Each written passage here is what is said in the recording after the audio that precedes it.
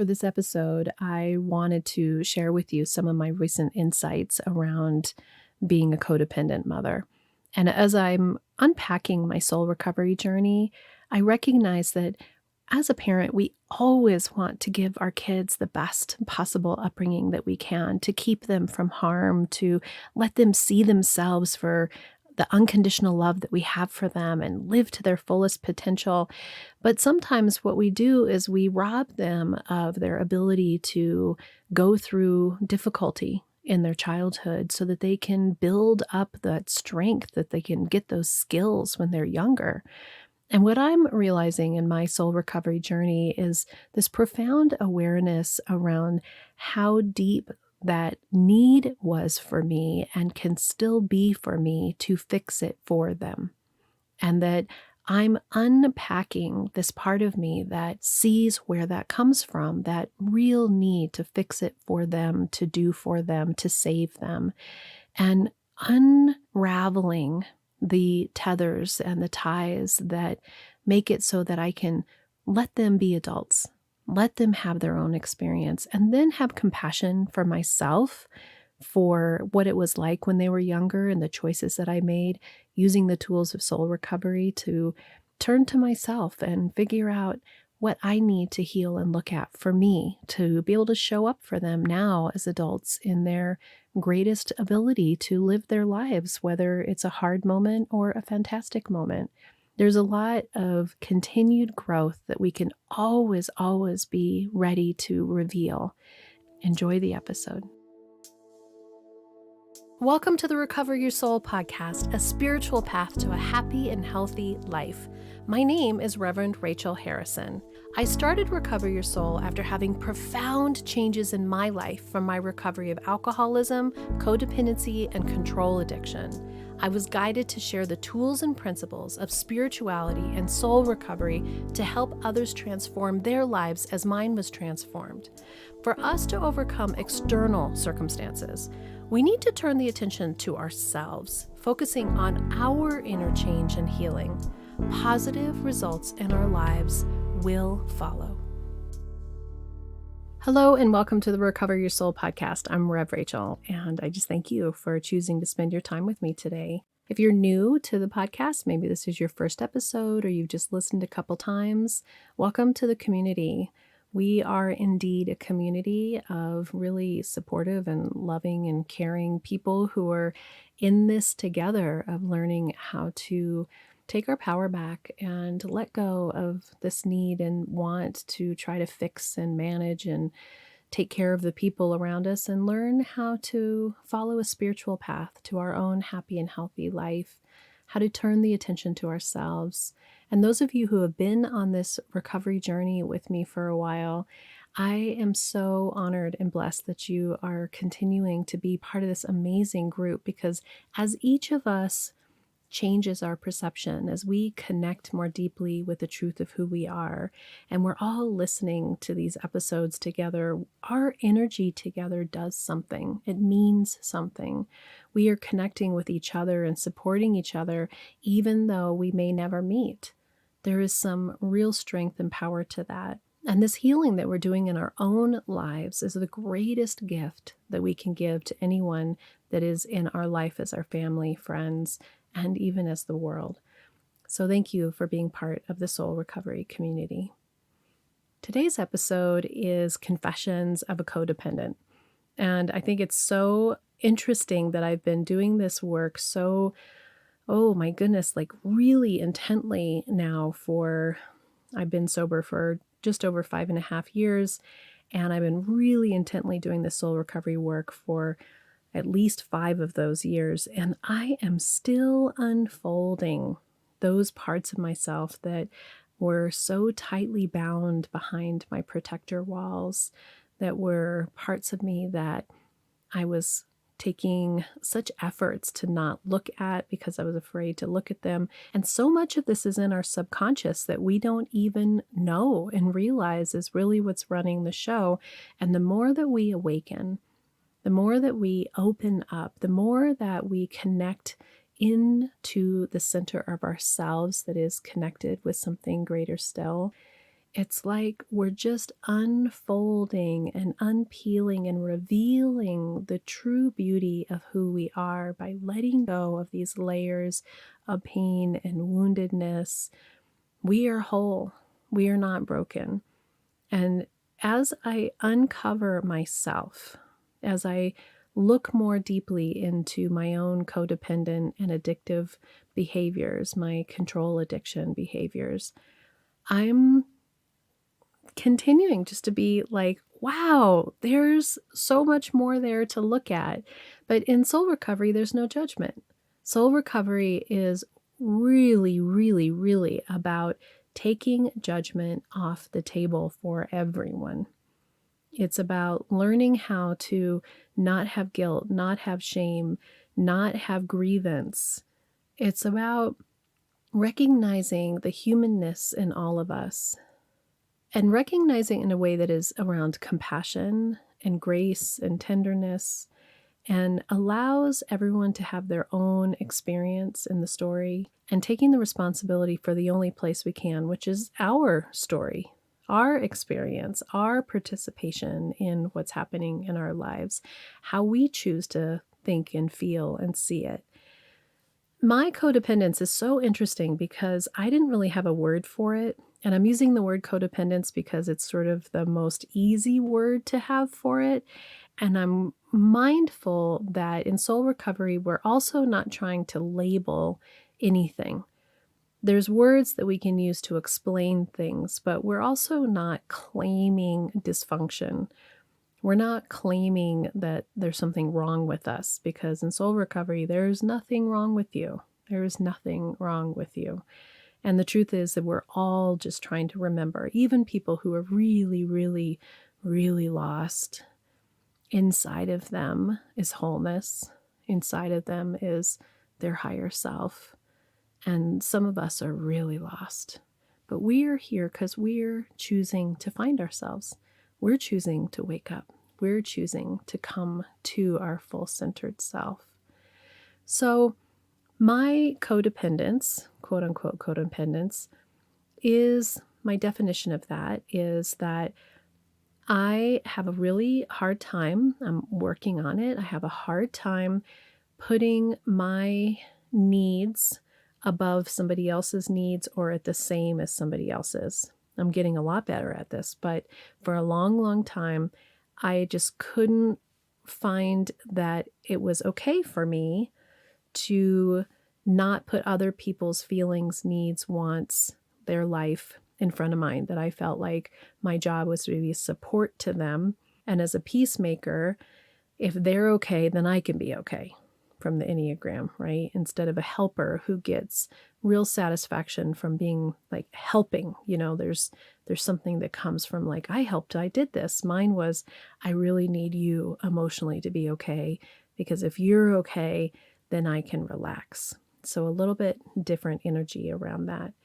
And then the other piece of it is relying on somebody else for your physical, spiritual, emotional, physical well-being. That's another codependent definition, that you need somebody else to provide you with that information for you to feel like there's value for who you are. Now, you've listened to this podcast before, so you know a lot of my stories, and I just learned how to be a good girl really early on. I'm an only child of a single mother. There wasn't people to rely on. There was nobody to rely on. My mom was a great mom, but she was busy doing her own thing, providing for us. And I was a latchkey kid from early into my life. Walked to school from, oh my gosh, I remember walking to school by myself through the town in like second grade, third grade, right? So just real reliance on myself. And yet, isn't this funny? What that taught me was that I couldn't ask somebody else for help, but the other person's needs were more important than mine. So making sure that my mom's needs were met, that I didn't cause any burden on her, that I wasn't a difficult child, that I didn't ask for too much. It wasn't that I was punished for not asking. It was more that I was rewarded for being so independent. and that making sure that she was comfortable, that I didn't ask for anything, that's what my protectors provided for me as a safeguard for me to be able to survive. The other part was that, oh my gosh, I just really felt out of my body uncomfortable if there was difficult feelings, because there was no conflict when I was growing up. There was no yelling. There was no being in trouble. I mean, on some level, it's fabulous and wonderful and nice, and I'm so grateful for it. But on the other one, it didn't give me any tools or any ability to handle difficult emotions. So as soon as a difficult emotion comes, I will do anything to make that situation go away. So my confessions around being a codependent in terms of my continued unfolding of this awareness in myself are so interesting, because here we are doing this work and having these awarenesses. And I'm working with so many of you as a one-on-one as spiritual coaching. And I am so grateful to be doing this work together. It helps me to continue to do my journey.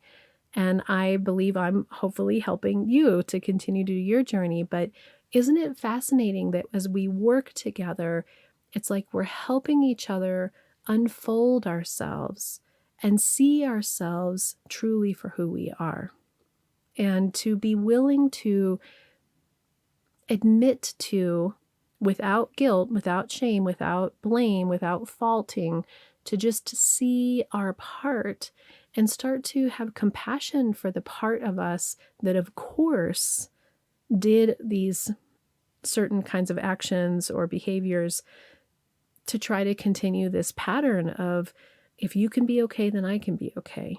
Or I need you to reflect for me. I think I needed for my parents to reflect for me. I was such a good girl, that helped me to feel good about myself, to get that positive feedback from others. So my sort of latest awareness was Bodhi came back into town for another visit. He was here just a couple weeks ago, which was great, for like less than 24 hours just to say hey. And then it turns out that he had already been scheduled to be a photographer for a college friend's wedding. And his friend bought the tickets for him to come. And it was kind of a longer visit. So it was going to be from Friday to Monday.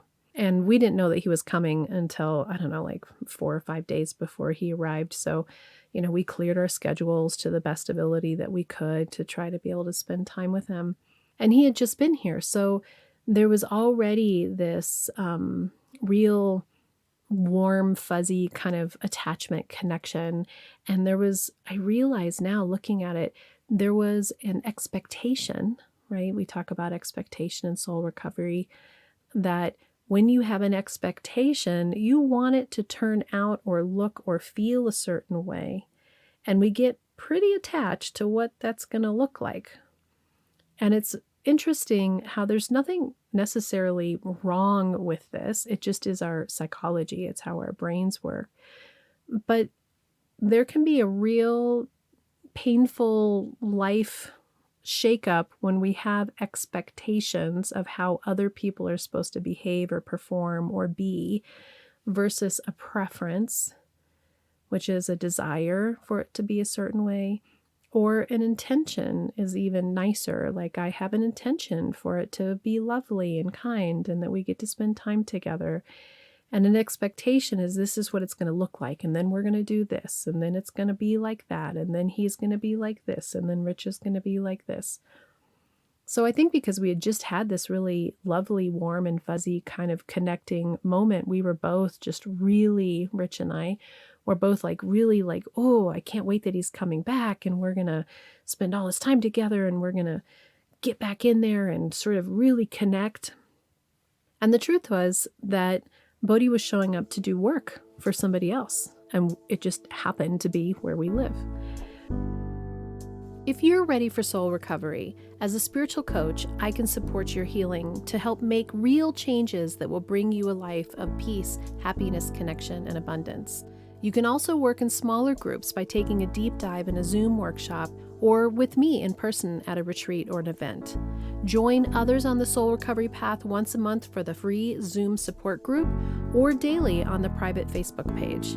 Visit the website recoveryoursoul.net to book coaching sessions with me or find all the information you need about soul recovery, dates that are coming up, and how to register for those groups and workshops.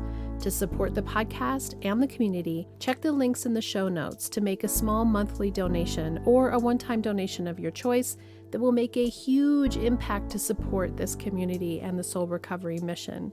Together, we can do the work that will recover your soul. I think that's sort of one of the first things that starts to happen in terms of communication and what people need, and that sometimes we don't talk about what we think is going to happen or how he's going to show up or anyway. So I'm just going to talk about myself. So my own experience was that I cleared as much of my schedule as I could. I hadn't had a lot of time with him when he was with us the last time. And then the last 2 times we had been with him had been when he broke his collarbone at that event. And then the next time had been at that festival that we went to where they were really partying really hard. So he is in a time of sobriety. I'm going to call it kind of sobriety. Well, we won't call it sobriety. We're going to call it a break or a cut down from his previous use of drinking and marijuana. And I'm really excited about that for him because it's doing great things for his life. And he actually recorded an episode while he was here with us that will air and has more conversations around that I know that those of you who are part of the Harrison story will enjoy. And those of you who have kids who are addicts will also get something from this experience of Bodhi really sharing his addiction story with us. So I was really looking forward to him coming in this kind of awakened state, right? Because he's been kind of checked out and had his own things going on. Well, the truth is he's in a major transition in his life. And so he showed up off of very little sleep and he was really tired. And he basically was checked out and sleeping for the first part of his being with us. He was just exhausted. But my experience was that I started to want it to be different, but the part that I really wanted to be different was I wanted our family interaction of the 3 of us to be different. And I'm hoping that I can explain this well, because even as I'm starting to talk about it, it gets fuzzy because my brain is confused around these topics still, because there's so much in there around how we take care of our children, how we take care of our husband, how we take care of the family. What is my role in terms of being a supporter to them? What is my role in terms of taking care of myself? It's complicated, and this is the part of soul recovery that I think is so important in terms of us looking at our codependence, looking at our own addiction issues, looking at our own traumas, looking at how our belief systems are set up. This is the beauty of this work that allows us just to slowly kind of unwind the very complicated ball of yarn that is our life, that is intertwined with so many people. So I think that when Bodhi showed up and he was really tired and we had planned a day trip, it was supposed to be an overnight trip, but we ended up doing a day trip to a town that's about 3 hours away for them to go surfing on a river wave. I went into the mode of wanting it to look and feel a certain way because I needed and wanted it to look and feel a certain way. You know, we've been separated as a family for so long since the kids moved to California in 2020. And before that, there was so much dysfunction. It's like as we heal and as we grow together and as we're becoming our own people in a more recovered way, I still have this vision of what I want it to look like. This vision of how I'd love for it to feel, because I think that it's how I've always been trying to make it feel, to make everybody feel seen and heard, and for it all to be easy and kind and fun. And I looked at myself on this trip, and my poor kid's exhausted. He's not really talking, and Rich isn't that much of a talker. And so who starts doing all the talking in the car? Me. And I'm searching for something, I'm searching for some sort of connection. I'm searching for some sort of interaction with the three of us.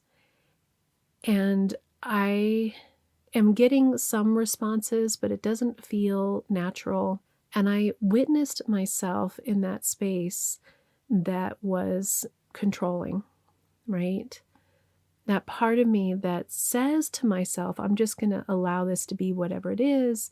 I'm not going to have any expectations. I'm just going to relax. I'm just going to, go along for the ride.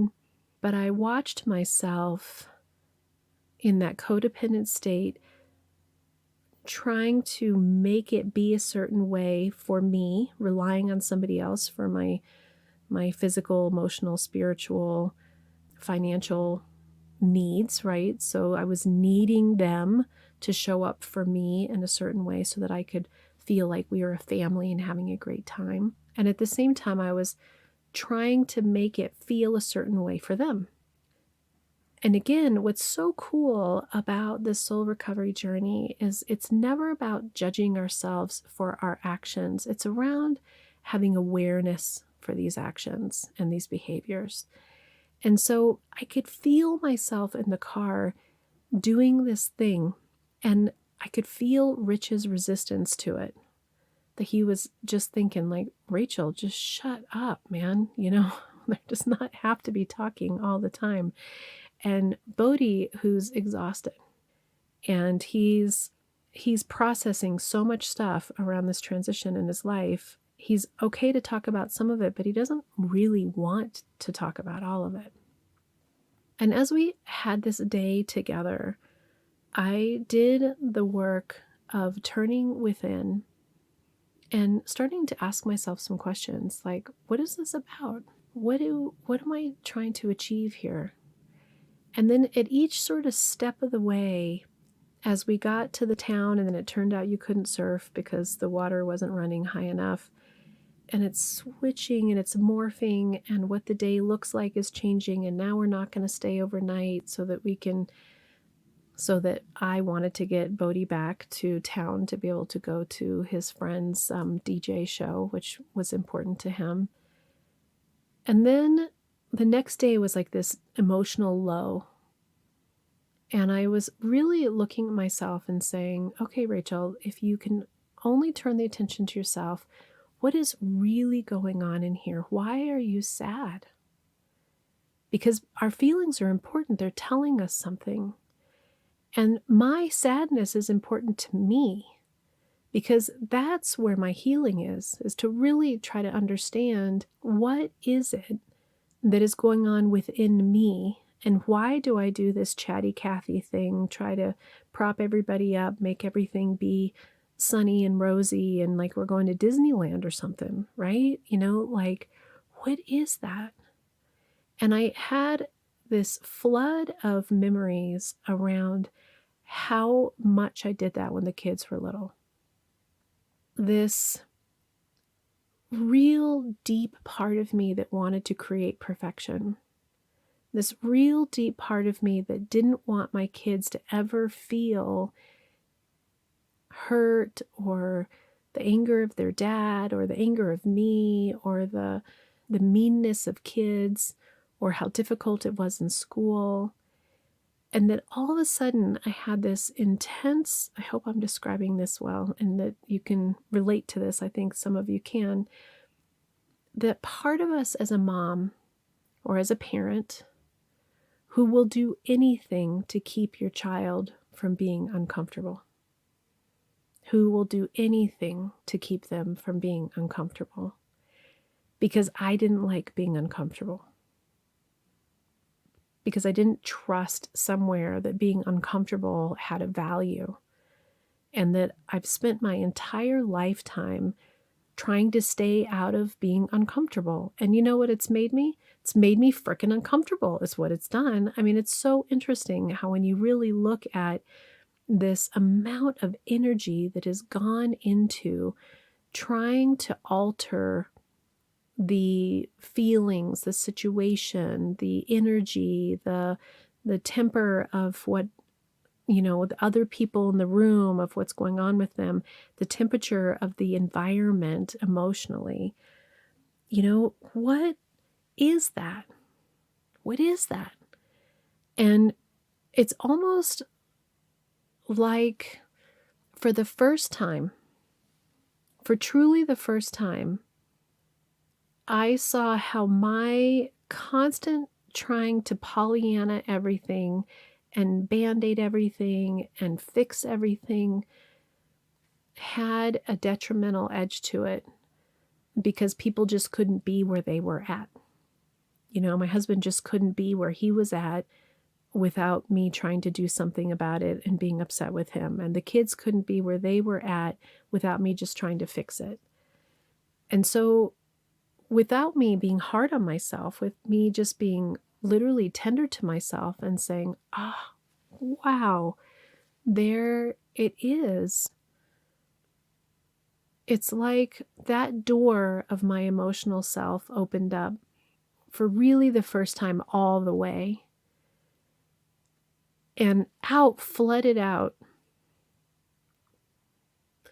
It always makes me cry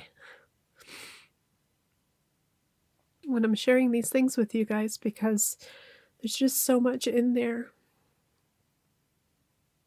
But what flooded out was a real tenderness to myself for how hard I had worked to try to keep it all together and try to make it look a certain way. And that I could really recognize and see how much energy I had put into that kind of, I don't even know what to call it. It's like that kind of manipulation of the situations.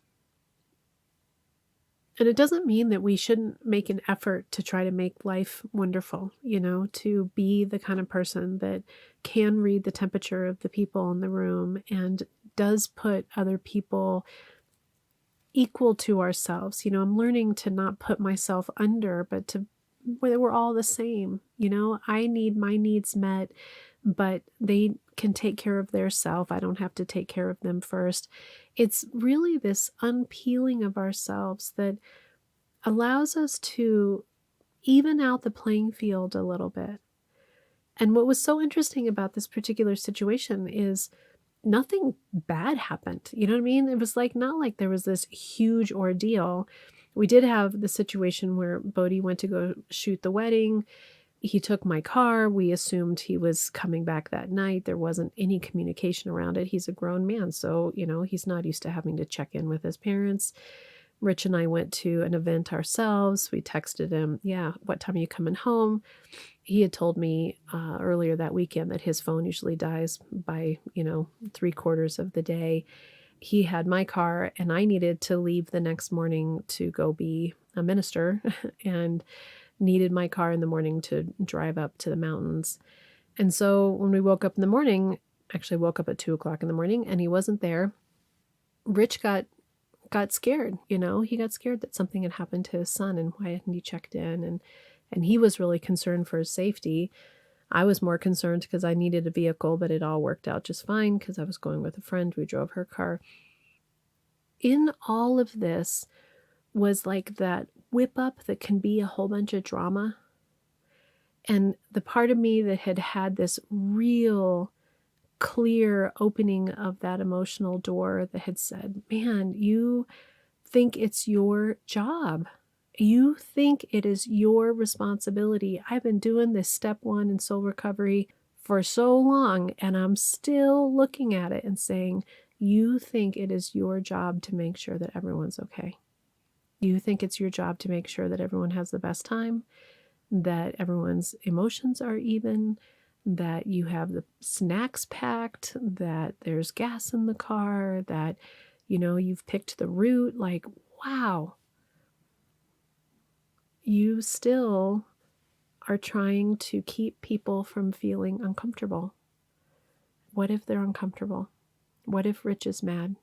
What if Bodhi is tired and doesn't want to talk? What if? What if we have a okay time and not a great time? What if it turns out we have a great time because we're actually having an okay time and there's no pressure to have a great time? Like, what if you just let go?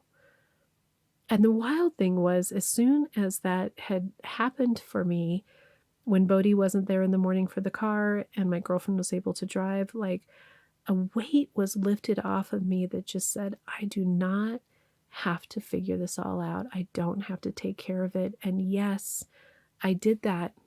I did that when they were growing up. And there's no going back and changing it or fixing it or making it different. It just is. It just is. And can I love myself enough to open that emotional door and to give myself grace and be kind to myself and say, that probably was detrimental to our family in a lot of ways, and see my participation in my part and love myself enough to forgive myself and allow it to just be, and really work in this moment right here, right now, to be present with exactly what is. And then the interesting thing is the last little part of Bodhi's visit was fabulous. We had the best time. Partially because I let go of what does a best time look like. I just let it be. And I just relaxed. And Rich relaxed and Bodhi relaxed. And he was present. And Rich was present. And I was present.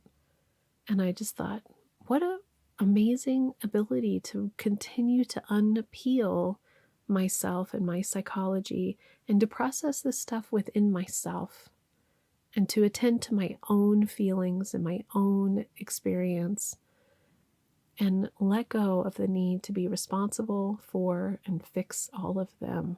Can't control anything outside of yourself. That's what step 1 in soul recovery says. Thank you so much for listening. I hope that this made sense. I'm still working it out in my own mind. I'm still looking at it. I'm still processing it. It's an interesting journey to do this work on ourselves and to heal that part of us that thinks that we need to live from beliefs and patterns that were set up when we were little. So we're getting better and better all the time. We're remembering who we are. We're stepping into our wholeness of self. And confessing our codependence could be the greatest thing that we do so that we can let it go. We can let it go. If you need help with this or anything else in your soul recovery journey, I encourage you to book coaching sessions with me or do some of our other deeper dives and workshops. Oh, we're just here to really find ourselves and be comfortable in our own skin, a spiritual path to a happy and healthy life. Until next time, namaste. Thank you for listening to this episode of the Recover Your Soul podcast and being part of this amazing and growing community. If you loved this episode and you want even more, there is a bonus episode with even more content every Friday. This is by subscription. You can access that by being a Patreon member, and there's 3 tiers of giving of your choice, or an Apple Podcast subscriber. Once you have subscribed, you have access to a whole back catalog of episodes as well. If you would go to the website, recoveryoursoul.net, and I would love for you to subscribe to email updates so that you can keep posted with everything that's going on, different events, what dates are coming up, any reminders. There's only a couple emails each month. I hope you'll follow Recover Your Soul on social media. You can find us on YouTube, Instagram, Facebook, the private Facebook community page, TikTok, and if you want guided meditations, look for Reverend Rachel Harrison on Insight Timer. I really encourage you to take advantage of the one-on-one coaching. This is a unique, intuitive connection between the two of us. There are 9 steps to soul recovery, and I do use those 9 steps to loosely guide us through whatever your coaching that you need. But really, it's about creating a way for you to feel comfortable around your healing of your past, looking at the situations in your life. What are the patterns? What are the beliefs that are holding you back? Breaking free from those patterns, breaking free from those beliefs, letting go of control, letting go of the people around you, and taking your power back. Discovering who you are and who you want to be in the world and how I can support you to do this. And also, you're sharing this podcast with your friends, putting 5 stars, leaving reviews, really sharing this with others is growing the community. Thank you for being part of this community. Thank you for supporting Recover Your Soul. And I know that together we can do the work that will recover your soul.